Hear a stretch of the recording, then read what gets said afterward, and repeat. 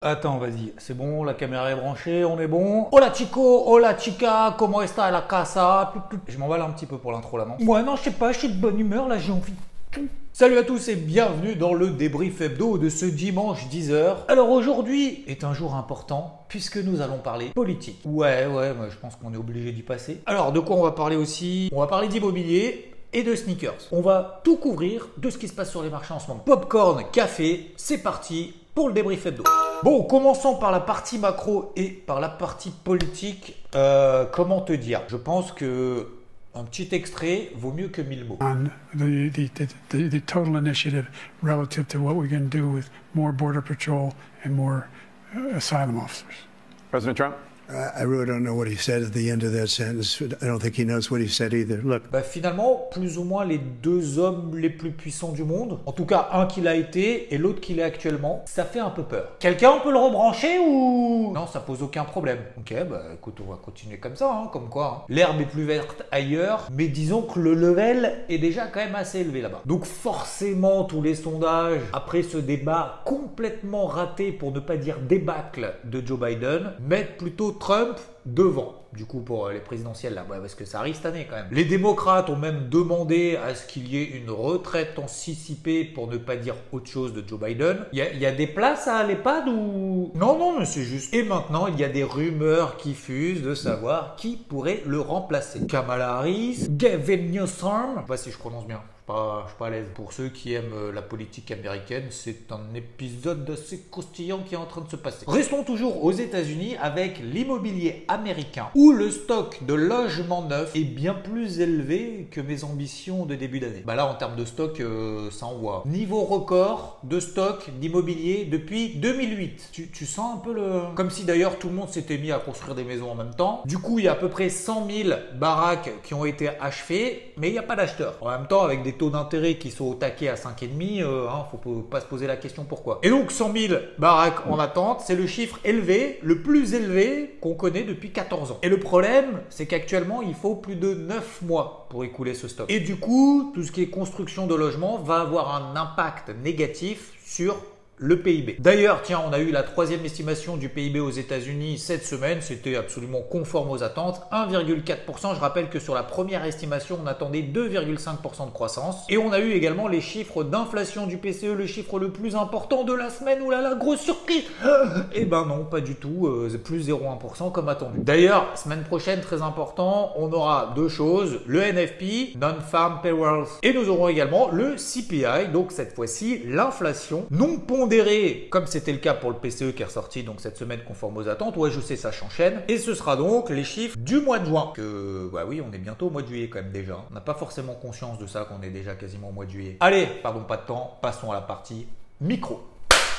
Je suis pas sûr que ce soit vraiment très intéressant que je fasse ça en termes de transition, mais bon, écoute, vu que je sens que ce débrief hebdo est déjà parti en sucette dès le départ, autant continuer. On va continuer sur la lancée, tranquille. Alors, parlons d'abord des déceptions, où même les grands noms n'ont pas été épargnés. D'abord, Nike. Ses ventes ont chuté. Beaucoup plus vite d'ailleurs qu'un sprinter qui vient de faire son sprint. Les ventes directes ont baissé de 8%. Du coup, elle a fait ce qu'on appelle un profit warning. Elle a annoncé abaisser ses prévisions pour l'année à venir. Ça, c'était pas prévu. Et quand les marchés comme ça, ils se mangent une surprise de cette ampleur, forcément, Alors en plus de ça, Nike avait déjà fait un programme de changement de stratégie et un plan d'économie, pas moins de 2 milliards de dollars. 2 milliards, les économies, faut les trouver quand même. Du coup, elle anticipe une baisse de ses revenus d'à peu près 10% cette année. Ah non, pardon, c'est pas sur l'année, c'est sur le trimestre. Ouais, c'est pareil. Et aussi une baisse de ses revenus pour l'exercice 2025. Donc déjà, elle anticipe large. Ensuite, parce que c'est pas la seule, on va pas lui jeter la pierre, on a aussi Airbus. Profit warning, réduction d'objectifs, alors que ça soit sur les bénéfices, mais aussi en termes de production. Et c'est la deuxième fois depuis 2022 qu'Airbus repousse ses objectifs de livraison. Va falloir un petit peu à un moment donné bosser les gars. Et puis L'Oréal. Non, parce que c'est pas fini,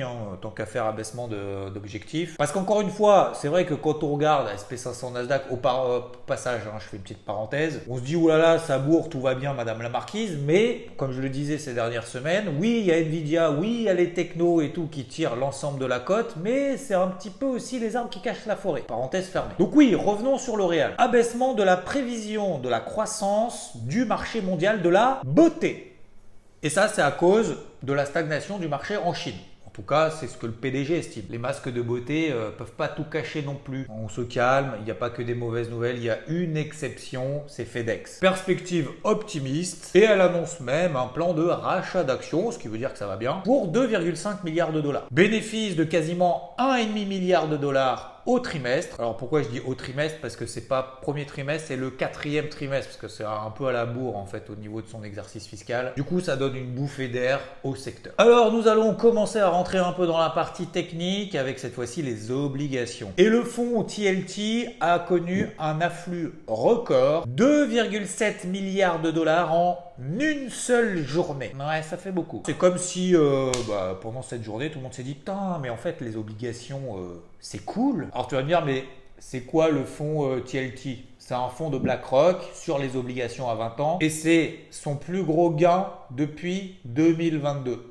2002, putain, 2002, pas 2022. Voilà, donc tout le monde se rue actuellement sur le marché obligataire. Et pendant ce temps-là, donc je le disais tout à l'heure, l'indice SP500, ça fait maintenant 337 jours, parce que ouais, je les compte tous en fait, où il n'a pas baissé de plus de 2%. Bon, maintenant qu'on a fait le tour d'à peu près toutes les news qu'il y a eu cette semaine et ce qu'on attend aussi déjà de la semaine prochaine, bah oui, on se projette, on va voir un petit peu l'aspect technique, on va se projeter. Qu'est-ce qui se passe? Où est-ce qu'on en est sur l'ensemble des marchés? On va faire un tour à 360 degrés. Je peux pas vraiment faire un tour à 360 parce que sinon je vais tout péter là. Allez, partie technique.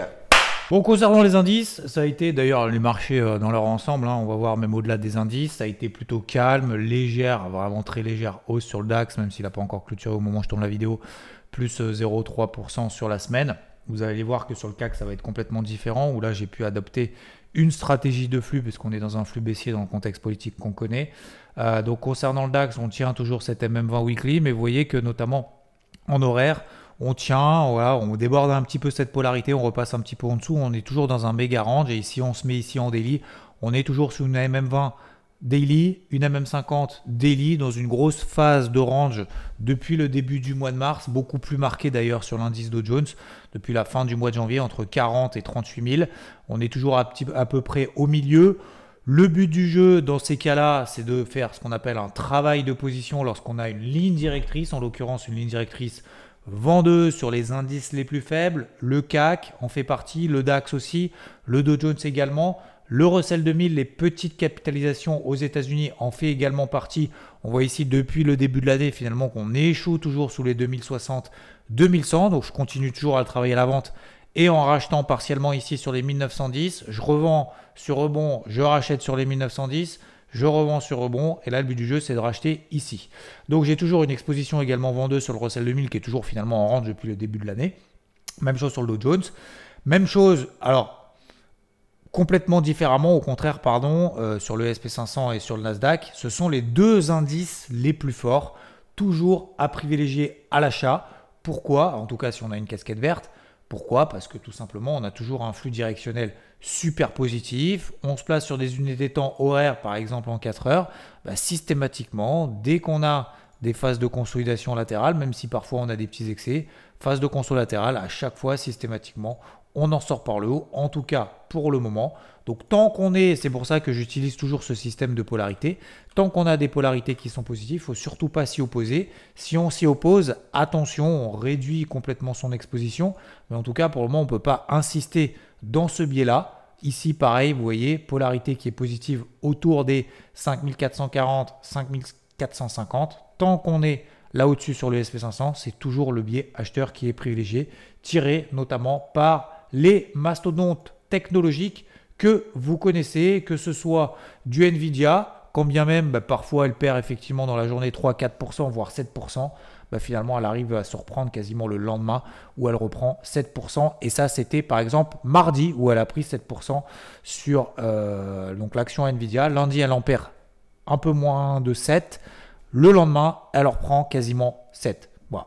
Donc pour le moment, tant que ces mastodontes la tiennent, vous avez du Google ici qui est toujours au taquet perché, pareil sur Facebook, sur Meta et plein d'autres, on ne va pas toutes les faire. Donc globalement, si on regarde, encore une fois, on est dans des ranges globaux. Je vais rentrer plus en détail sur le CAC parce que c'est à peu près le seul avec le contexte que vous connaissez qui est en flux. Vous prenez ici par exemple l'or, les cours de l'or. On tient toujours cette belle zone des 2300 $, qui est donc une zone d'achat. Pourquoi? Tendance primaire haussière, phase de range. On privilégie les achats sur support dans le sens de la tendance primaire et ça continue. Et vous voyez ici, par exemple, sur les 2300 cette semaine, on fait un repli sur les cours de l'or sur les 2300. Mercredi, ça baisse jusqu'à 2003. Et le lendemain, finalement, on tient cette zone et ça repart avec du coup un dollar américain qui ne se replie pas plus que ça. Là aussi, on est dans un espèce de méga range aussi en données hebdomadaires, plus en pression positive que l'inverse. Et c'est quasiment l'inverse qu'on a sur les taux américains à 10 ans. Vous voyez qu'ici, on a plutôt une pression baissière qui est en train de s'installer, mais il n'y a pas vraiment de vive accélération. Donc globalement, la situation reste à changer. On ne change pas de ligne directrice. On continue à privilégier notamment les faibles à la vente et les forts à l'achat. Concernant le CAC, deuxième point, je vais rentrer un petit peu plus dans le détail, parce que le CAC, c'est le seul sur lequel il y a eu du flux, notamment cette semaine, notamment sur les marchés traditionnels.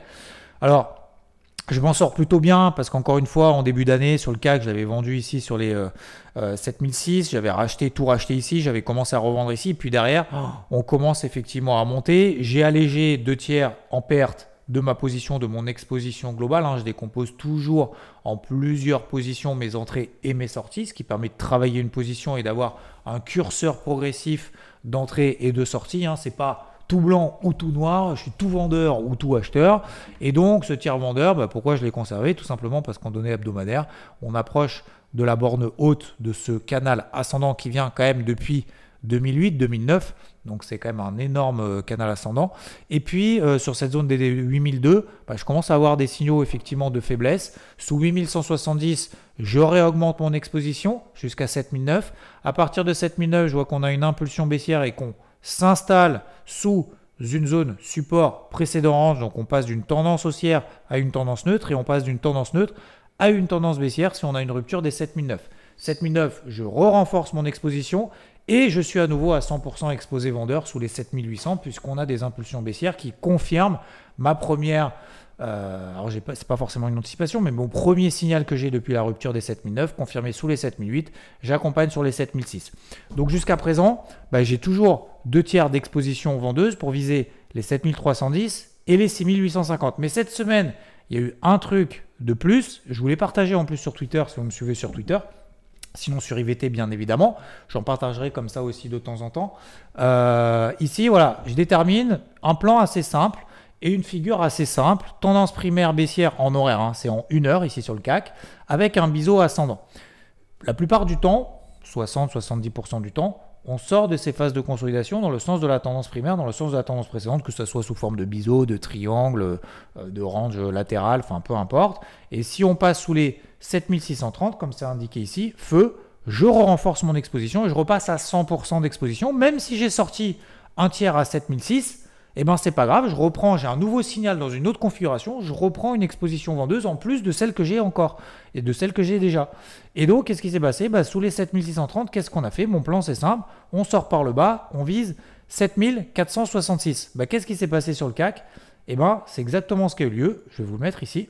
Sur le CAC, voilà, on a enfoncé les 7630, je réaugmente mon exposition et je vise 7466. Qu'est-ce qui s'est passé en fin de semaine? On a fait pile poil au point près, vendredi avant la clôture, juste avant la clôture. Là, c'est bon, ça a clôturé au moment où je tourne la vidéo. 7466. Donc, je ressors tout ou partie de cette nouvelle exposition, 7630. Moi, j'ai sorti la moitié. Et du coup, ça me permet de continuer à accompagner, de charbonner, ce que j'appelle charbonner, dans le sens que l'on souhaite, qu'on a anticipé et sur lequel le sens qu'on travaille, dans ce sens-là, tant que le marché nous donne raison et tant que le marché ne nous donne pas tort, on continue, on charbonne et on cherche tous les signaux intéressants qu'on peut avoir. Et en l'occurrence, j'estimais que c'était un plan assez simple à mettre en place. Vous voyez, des fois, c'est le genre de figure qu'on peut avoir dans les livres. Je m'efforce justement à faire aussi un chart mood assez, ce que j'appelle un chart mood justement, assez simple, assez explicite avec justement des indications. Je prends un peu de temps, mais derrière, ça nous permet finalement de prendre des décisions concrètes. En l'occurrence, ça a été plutôt une bonne décision puisque derrière, j'ai encaissé donc un petit peu plus de 150 points à nouveau sur ce nouveau trade. Donc ça, c'est plutôt pas mal. Alors, Sur le CAC, donc je suis toujours exposé 2 tiers vendeurs parce qu'on a un flux baissier, hormis toute cette notion effectivement politique qu'on peut avoir.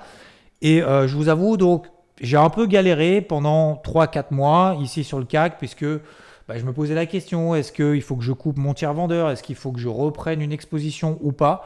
Aujourd'hui, finalement, les fruits arrivent après avoir persévéré finalement, même dans la difficulté et de l'avoir surtout affronté.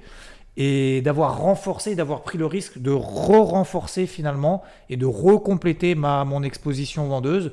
Aujourd'hui, finalement, ça se passe très bien. Donc les leçons que je retire, c'est, et qu'on peut en retirer pour ceux qui ont suivi ou pas, c'est de continuer finalement à avoir une ligne directrice, d'accepter quand on se trompe et surtout aussi parce qu'on oublie ça, parce que tout le monde est capable de mettre des stop-loss et tout, c'est aussi de se dire quand le marché nous donne raison, il faut y aller, c'est là, il faut faire de la performance.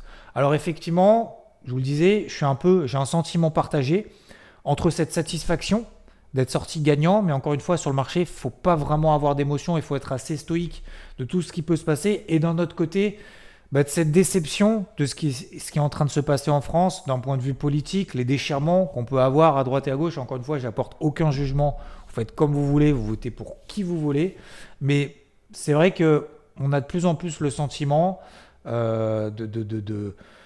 ouais, c'est un peu une déception en fait. Et c'est dommage ce qui est en train de se passer en France. On a l'impression que voilà, tout est en train de dépasser. Tout le monde est en train de se déchirer. Dès qu'on parle un petit peu politique, c'est tout le monde vous rentre dedans, dans un sens, dans l'autre, peu importe. Il n'y a absolument plus aucun débat. Et je trouve ça un petit peu dommage. Donc j'ai un peu, voilà, ce sentiment entre d'un côté cette satisfaction d'un point de vue purement trading, carrément c'est une belle satisfaction et je vais continuer dans ce sens-là. Et d'un autre côté de me dire, si jamais lundi, parce que j'en ai absolument aucune idée de ce qui peut se passer, le marché peut ouvrir à plus 3, plus 4, plus 5 ou ouvrir à moins 3, moins 4, moins 5. Et pour être tout à fait honnête avec vous, que j'ai raison ou que j'ai tort, peu importe sur cette stratégie-là, je pense que je vais pas, mon sentiment, ça va être pas de se gargariser, c'est tout simplement de faire avec ce que nous donne le marché tout simplement et de rester simplement dans ce cadre-là. Voilà, c'était simplement le petit message que je voulais partager aussi d'un point de vue émotionnel parce que bien évidemment on reste humain même si on travaille sur les marchés et c'est surtout que quoi qu'il se passe, les décisions politiques, celui qui va gagner, ceux qui vont perdre, machin, etc. Et tout ce qui est en train de se passer aura des impacts, alors soit positifs, soit négatifs, mais peu importe, mais aura des impacts quand même assez considérables sur la suite et sur l'avenir de la France. Donc voilà, c'était simplement le petit sentiment que je voulais vous partager. Le troisième point, enfin, et je terminerai là-dessus, c'est que pour les stratégies à venir et pour les jours à venir, au-delà du fait de continuer à travailler les flux, travailler ses positions, c'est toujours pareil, on tape sur les indices et sur les actifs les plus faibles, d'accord, donc toujours à la vente, et on travaille ces positions-là dans un biais directionnel tant qu'ils ne nous donnent pas tort, parce que c'est comme ça en fait qu'on a le cumul de la performance. Si vous regardez effectivement le Dow Jones, qu'on soit à l'achat ou à la vente, je pense que c'est un exemple très très bien. Qu'on soit acheteur ou qu'on soit vendeur, si on n'a rien fait depuis la fin du mois de janvier, quasiment depuis le début de l'année, finalement on est exactement au même point. Voilà, pour simplifier vraiment à l'extrême. Et si on veut travailler ses positions, il faut se faire confiance dans des zones clés. C'est pour ça qu'il faut se faire confiance quand on est à la vente, quand on arrive proche des 40 000. Et à l'inverse, si on a plutôt une casquette verte, encore une fois, c'est se faire confiance sur des zones clés et notamment plutôt travailler à l'achat lorsqu'on est sur des phases de repli et pas faire l'inverse pour éviter de se prendre les saloons et de se dire ah tiens à 40 000 on va à 100 000 et à 37 on va à 34. Et en fait finalement on est toujours dans des ranges, donc c'est toujours cette même ligne directrice que je vais continuer à travailler et qu'on va continuer à travailler sur IVT avec toujours des indices qui sont forts, notamment SP500 et Nasdaq qui tiennent pour le moment l'ensemble du marché. N'oubliez pas donc, semaine prochaine, il y a le NFP vendredi, l'emploi mensuel aux États-Unis et également le CPI qui sera publié. Ça peut avoir un impact beaucoup plus important que le PCE parce que le PCE, généralement, il est grosso modo toujours conforme à ce qu'on attend. Il ne se trompe pas trop sur le PCE. Par contre, le CPI, il peut y avoir de la surprise. Et si surprise il y a, stratagème de l'impulsion et tout, si vous êtes sur IVT, vous savez comment travailler le truc et tout. Ça, faudra surveiller. Et puis, je voulais vous partager aussi un sentiment. C'est vrai que en ce moment, avec un peu tout le bazar politique qu'on a en France, c'est vrai que ça a forcément un impact négatif de manque de visibilité sur les actions, surtout sur le CAC, j'en parlais tout à l'heure. Et c'est pour ça que c'est dans ce type de moment, et ça c'est ce qu'on vous explique avec Rodolphe, qu'il faut toujours allier notamment cette volonté d'investir, et c'est très bien, mais il faut le faire aussi avec des notions de timing. Et avec une certaine patience, avec des replis relativement conséquents du marché, on peut mettre en place des stratégies finalement relativement simples qui ne demandent pas forcément beaucoup de temps. Il faut juste préparer en amont. Et ça tombe bien parce que concrètement, Rodolphe va vous donner quelques éléments clés tout de suite. Salut tout le monde, salut Xav, salut FT. J'espère que vous passez toutes et tous un excellent dimanche matin. Bon, je le répète, tout le monde vous l'a dit, mais n'oubliez pas d'aller voter, c'est important. Pour ma part, je suis pas là pour vous donner de consignes de vote. D'une part, je n'ai ni l'expertise ni la volonté de le faire. Quand je vois parfois certains sur les réseaux qui ont 10, 15, 20 millions de followers qui se permettent de donner des consignes alors qu'ils comprennent absolument mais alors rien. Donc rapidement on va faire un petit point ce matin sur les actions françaises très rapidement parce que c'est important. Vous savez que moi je ne crois pas à l'investissement au pif pour s'amuser. Je crois vraiment à l'investissement et surtout mieux investir, notamment grâce au trading, mais surtout grâce au timing. Ça prend quelques minutes tous les week-ends pour mettre en place un investissement constructif, bienveillant, intelligent, pour éviter de faire des conneries trop grandes et surtout pour éviter d'être en difficulté. Donc voilà, bon, tous les matins, j'arrive sur cette page, vous la connaissez, je la laisse toujours parce que franchement, persévérance, discipline, patience, mais là par exemple, 4h45 du matin, parfois c'est difficile de se lever, de se motiver. En ce moment, on est un peu dans une ambiance morose, d'instabilité, c'est pas vraiment... Tout le monde n'a pas forcément le sourire, ce que je peux comprendre, hein. Mais du coup, de voir ça, pour moi, c'est important.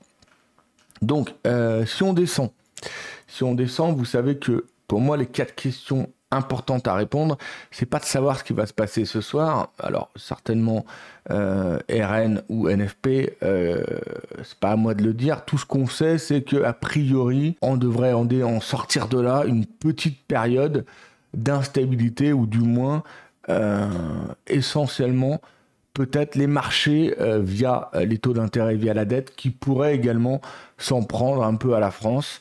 Ce qu'il faut bien comprendre, pour moi, le point essentiel... Alors, il y a 2 points essentiels. Déjà, c'est quand même difficile et compliqué de voir, moi, quand j'étais petit, qu'on les appréciait ou pas. On avait quand même toujours une personne, un peu une figure, que ce soit du côté gauche socialiste ou côté droite républicaine. Il y avait quand même toujours, qu'on l'apprécie ou pas, un président, une figure forte politique qui portait des idées politiques qu'on appréciait ou pas, mais au moins elles avaient un sens. Moi, ce qui m'inquiète le plus aujourd'hui dans notre société, c'est que peu importe les partis, peu importe la couleur des partis, soit c'est des gamins, soit c'est des personnes qui n'ont aucune expérience, soit c'est vraiment des personnes qui comprennent absolument rien à l'économie. Ça me fait un peu peur. Il faut bien comprendre que ça soit les salaires, les retraites, les SMIC, tout ce que vous voulez, la France, elle doit énormément d'argent au marché financier. Elle a une dette assez importante, vous le savez, mais surtout, elle a besoin de cet argent-là. Donc c'est facile de dire les marchés je les emmerde, moi je veux de l'argent puis je distribue de l'argent magique au pif à tout le monde. Le jour où les marchés financiers ne veulent pas vous prêter, vous vous rappelez de Madame Speroni qui est arrivée en Italie. Une fois qu'elle est arrivée en Italie, d'extrême droite, elle voulait tout péter, tout casser, mais au final elle s'est aperçue rapidement qu'elle pouvait pas faire grand chose. En fait, sans argent vous pouvez pas faire grand chose aujourd'hui. Donc soit vous pétez tout le système du capitalisme, soit c'est le bordel. Donc dans tous les cas, une fois ce constat fait, on part un peu pour une période d'instabilité. Et donc dans ces moments-là, il reste quand même des très très belles boîtes françaises qui, pour la plupart, voire certaines, voire la plupart, ne font pas leur chiffre d'affaires en France, d'accord, elles le font un peu à l'étranger, elles sont plus que diversifiées, et donc même si cette instabilité va déstabiliser un peu le CAC 40 et ses grosses boîtes en termes de valorisation, notamment à un instant T, c'est pas pour ça que par la suite, elles ne vont pas rapidement ou progressivement se rétablir, tout simplement parce que ces boîtes-là ne font plus aujourd'hui l'essentiel de leur activité économique sur le territoire français. Donc, pourquoi, quand, où et comment? Vous savez que c'est les 4 questions fondamentales quand je veux rentrer, que ce soit sur un actif, un indice, une crypto ou même, ici même, une action, sur lesquelles les questions auxquelles je vais répondre, parce qu'en fait, le principal, c'est d'être préparé. C'est pas de dire, tiens, ça va aller là. C'est si le marché, il va là, si l'instabilité, la déstabilisation actuelle du marché économique français m'envoie certaines sociétés sur ces valeurs-là et sur ces valorisations-là, est-ce que ça m'intéresse de rentrer? Pourquoi, quand et comment je vais le faire? D'accord? Donc, vous avez, vous le savez, des bases à comprendre et à bien saisir et à voir rapidement. Là, je vous fais un petit topo, mais c'est rapide, hein. Je vais essayer de le faire en 10 minutes pour pas vous prendre trop de temps. Et puis parce que, vous le savez, et je le sais, que plus le temps est long, et moins vous allez y prêter d'attention. Au moins, là, je sais que vous allez vous concentrer essentiellement, même si vous faites vos propres recherches derrière, et je vous le souhaite, et je vous envisage, et je vous invite, pardon, à faire ces propres recherches. Donc, voilà, il faut regarder, bien évidemment, les fondamentaux financiers de la société, d'accord? Les capitaux propres, le chiffre d'affaires, la marge, les l'EBITDA, le résultat net, la marge nette essentiellement. Ensuite, il faut regarder bien évidemment les PER, donc la valorisation, à combien aujourd'hui la société est valorisée. Voilà, si vous avez un ratio fonds sur capitaux propres, chiffre d'affaires sur capitaux propres, pardon, ou un PER bien trop élevé, il faut faire attention. Après, il faut regarder bien évidemment le consensus autour de la société, quels sont les avis autour de cette société. Et ensuite, surtout, ce qu'il faut regarder, c'est la visibilité, l'actualité, pas que vous soyez sur une société où il y a une grosse augmentation de capital prévue, que vous allez vous faire piéger. Dès qu'il y a des AK, c'est hyper dur à gérer. Et les perspectives, d'accord? Donc, sur l'ensemble des sociétés, l'ensemble des secteurs, vous allez facilement retrouver sur Internet notamment les perspectives prochaines financières, la visibilité qu'on retrouve, et ça invite un peu à lire les communiqués liés autour des sociétés.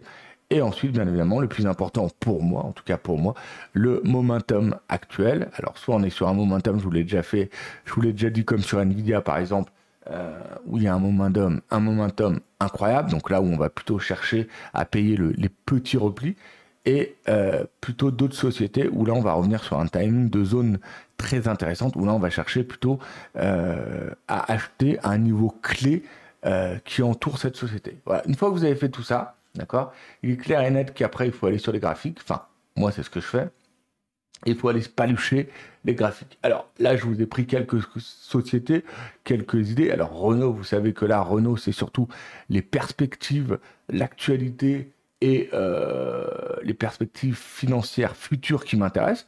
Donc Renault, j'ai eu mon balai de moyenne mobile mensuel, d'accord? Donc là, la petite instabilité, parce que le CAC il a perdu une vingtaine de %, fait que ça déstabilise un peu, mais on voit clairement que la MM7, MM20, MM50, je ne vais pas répéter ce que je vous ai déjà répété, arrive, et donc clairement, Renault, la zone, si on venait à retomber sur la zone des 35, 40, 45, j'ai déjà une position dessus, va m'intéresser à nouveau pour renforcer Renault. Ce que je voulais vous dire par là, ce qui est hyper important, c'est que quand on a une instabilité, on va possiblement avoir des grosses mèches basses, d'accord? Donc ça veut dire qu'on peut encore avoir des moins 10, moins 15, voire même moins 20%, d'accord? L'objectif c'est quoi? L'objectif c'est d'avoir des ordres limités placés, des épuisettes, d'accord? Sur des prix, des niveaux de prix de valorisation, donc avec un timing qui vous intéresse fortement. Mais ça ne veut pas dire que tous ces niveaux de prix vont être tapés et que l'ensemble de votre cash va être mis sur le marché. Moi, sur le marché français, aujourd'hui, depuis le début de l'année, je vous le répète, je suis très peu investi, donc j'ai beaucoup de cash à investir. Donc, je vais mettre des épuisettes un peu partout. Et si le marché, à un moment, je sais pas, n'importe quoi, le RN passe avec une majorité absolue ou LFI passe avec une majorité absolue, et donc le marché va prendre un temps de recul pour comprendre ce qui s'est passé, et donc il va y avoir une déstabilisation pendant 1 semaine, 2 semaines, 3 semaines, 4 semaines, j'en sais rien, je suis pas Madame Irma et je ne veux pas l'être. Donc du coup, ce qui est important, on va pas faire des prix exacts ce matin, mais c'est important d'avoir différentes valeurs qui m'intéressent, que je connais par cœur, où je vais pouvoir investir. Voilà, donc là je vous ai fait Renault, Trigano, vous savez que c'est une de mes valeurs préférées. À chaque coup, une publication encourageante, des perspectives de croissance encourageantes. Par exemple, là, elle vient de perdre 60%, enfin non, 50%, non pas ça, n'importe quoi, 35-40%. Mais donc du coup, là, elle va revenir sur une zone, vous voyez, alors, je ne vais pas tous vous les faire, hein, mais elle va revenir sur une zone des 95, 105, qui m'intéressent fortement à nouveau pour rentrer sur la valeur. Ah, bien évidemment, plus j'ai fait la hausse avant et mieux c'est, mais en tout cas, je cherche des timings. Et vous voyez, par exemple, quand je vais sur IVT, je ne vous mens pas, vous voyez, Trigano, investissement long terme, je reviendrai plus tard parce que voilà, ça je l'ai fait, c'était le 27 juin. Vous voyez que Trigano sur 80-100, et ben à nouveau, ça m'intéresse. Donc, à nouveau, 80-100, je vais pouvoir répondre à mes questions, quand, où, pourquoi et comment. Je vais simplement attendre une stabilisation, une grosse mèche pour rentrer dessus. Après, vous avez d'autres valeurs, par exemple, comme LVMH, une de vos valeurs préférées. Alors, bien évidemment, des fondamentaux, là, c'est des fondamentaux financiers excellents, des perspectives toujours excellentes, mais surtout, là, vous avez un chiffre d'affaires qui est fait sur l'ensemble de la planète, et donc sur des secteurs géographiques vraiment diversifiés.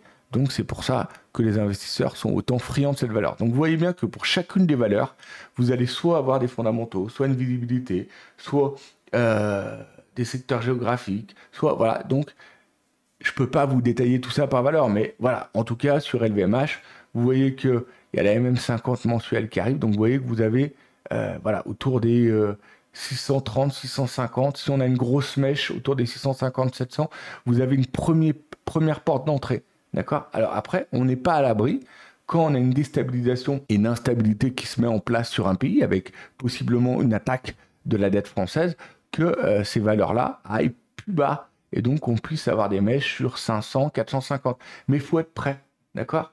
Pareil sur Air Liquide, sur Hermès, là je suis sur quoi? Sur Airbus, AI Air Liquide, STM, regardez STM. STM, elle est revenue proche de sa MM50. Mais on voit que la grosse zone, c'est pas parce que vous avez une moyenne mobile qu'absolument c'est parfait. Mais vous voyez que la grosse zone, elle est par ici. Vous voyez que là, il y a une énorme zone sur STM. C'est des zones de prix qui m'intéressent. D'accord? Safran, une des plus belles boîtes actuellement, qui s'est envolée. D'accord? Donc, bien évidemment, je ne vais pas la reprendre ici. Donc là, on est plus sur un timing sur Nvidia. Vous êtes d'accord que sur Trigano, on est sur des timings de zone. Pareil pour STM. Alors que sur Safran, on est plus sur des timings avec un momentum très important. C'est-à-dire que là, on est sur un momentum d'achat et haussier très fort. Si j'ai une grosse mèche proche de ma MM20 sur Safran, ça va m'intéresser pour rentrer dessus sur mèche. D'accord? Là, ensuite, on a BNP. Alors, BNP, c'est simplement un gros range. Mais vous voyez que là, ça va être pareil que sur STM. Ça va être plutôt, si elle revient sur la grosse zone des 45, 40, ça va m'intéresser. D'accord? Là, je suis sur quoi? Total Energy. Total Energy, là, c'est pas vraiment du momentum, c'est plus un peu société, perspective et surtout fondamentaux très importants, comme un peu LVMH. Donc vous voyez que très belle tendance haussière. Total Energy, et ben vous voyez que là, il y a une forte zone avec ma MM50. Donc là, j'ai quoi après? Alors là, c'est Schneider Electric, là, c'est un peu comme Safran. Là, c'est plus une valeur de momentum actuellement. Voilà. Donc tout ça pour vous dire qu'une fois que je suis là-dessus, je vais mettre en face les valeurs qui m'intéressent. Donc par exemple, ici, on a dit LVMH, Trigano, par exemple. D'accord? Des valos qui m'intéressent, bah, là, BNP, STM, quand elles vont revenir en bas. Consensus, bon là, on s'en fout. Visibilité, perspective, on a surtout Safran, on a Schneider Electric. Et en momentum timing, là, je vais plutôt avoir Renault, je vais plutôt avoir Trigano. Ok. Une fois que j'ai tout ça, je vais aller tracer mes zones long terme qu'on vient de faire ensemble très rapidement, mais évidemment, je vous le reconnais. Et ensuite, eh ben, je vais placer mes ordres d'achat et puis d'achat dans ces zones. Et si le marché est déstabilisé, si le marché perd encore 10, 15, 20%, je le répète parce qu'on a une instabilité politique et possiblement une attaque de la dette française, eh ben, certains de mes ordres seront pris avec un timing optimal. Voilà. Ça fait 15 minutes, c'est un peu long, mais effectivement, je ne peux pas faire plus court ce que je voulais vous dire sur les actions françaises dans cet environnement, ce contexte économique un peu incertain. Voilà, j'espère que ça vous aura plu. J'espère surtout que ça vous aura apporté quelques petits éléments, comment je travaille et comment je vais essayer de rentrer au mieux suivant quel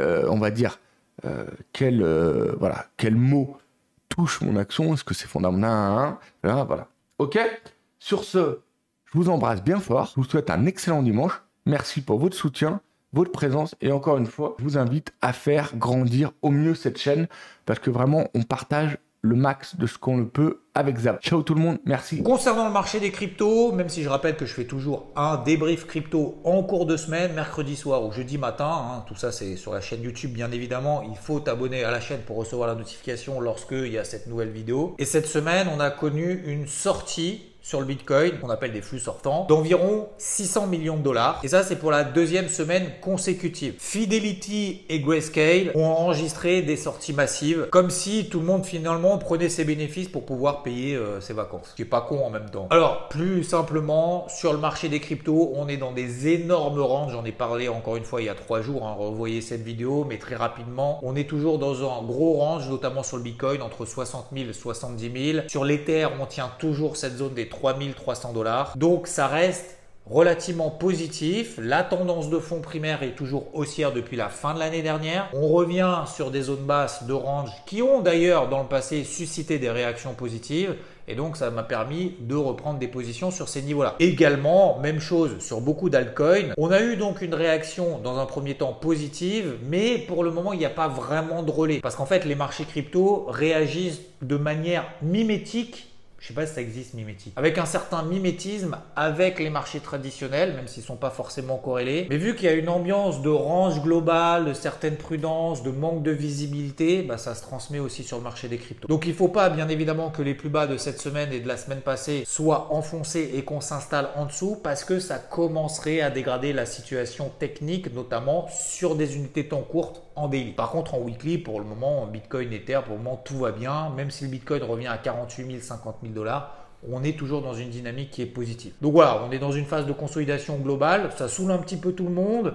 Faut être patient. C'est vrai que c'est pénible, mais on a connu quand même bien pire, notamment en 2018. Bon, on n'en est pas là, on n'en est pas loin. Pas à s'inquiéter plus que ça pour le moment, mais voilà, c'est vrai que c'est un peu lent. Donc il faut comme ça travailler plutôt à l'achat sur repli en revendant dès que ça remonte pour éviter de se prendre les saloons, comme les portes de saloon, comme je disais ces dernières semaines, et éviter de paniquer quand c'est en bas. C'est à ce moment-là au contraire qu'il faut payer. Et dès que ça rebondit, on se dit ah ça y est, tout va bien. Finalement, c'est à ce moment-là en fait, faut alléger un petit peu et recommencer si on veut travailler ses positions. Sinon en long terme, pour le moment, pas de dégradation de la situation, notamment weekly. Merci à tous d'avoir quoi en fait, d'être resté jusqu'au bout pour ce débrief hebdo un peu débridé. Oui, c'est les vacances, c'est l'été. Oui, il y a peut-être le soleil qui me tape un petit peu sur le crâne, c'est tout à fait possible. Toujours dans la bonne humeur, sérieux sans se prendre au sérieux. Merci à tous encore une fois de votre fidélité. Je suis encore là les dimanches, même l'été. Bon, je ferai peut-être une pause, je vous avertirai ça dès que possible, c'est-à-dire en gros dimanche prochain. Peut-être que je ferai une petite pause et l'objectif c'est toujours d'essayer de faire mieux. Donc en attendant, portez-vous bien. N'oubliez pas d'aller voter et très belle journée, très bonne semaine. Ciao!